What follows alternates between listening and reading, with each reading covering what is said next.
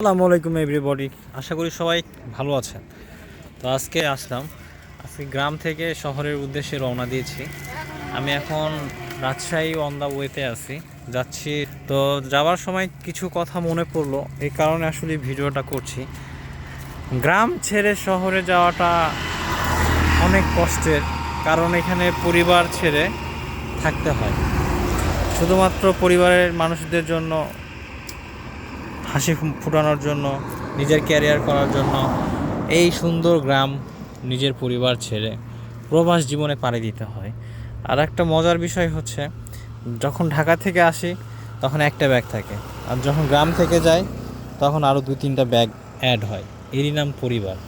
কারণ পরিবারের মানুষ, তার ছেলে তখন মা আছে, বোন আছে, বাবা আছে, তারা সবাই চেষ্টা করে যে যার মতো করে হোক, যতটুকু পারুক তারা কিছু দেওয়ার চেষ্টা করে। দোয়া করবেন আমি যেন সুস্থ স্বাভাবিকভাবে আমি আমার ঠিকানায় পৌঁছাইতে পারি। আমাকে প্রায় 300 থেকে 320 কিলোমিটার রাইড করতে হবে। তো আমি এই রাইডটাকে অবশ্যই আল্লাহর মতে আনন্দ উপভোগ করার চেষ্টা করি, কারণ প্রতিটা রাইডই আমার কাছে মনে হয় একটা লং ট্রাভেল।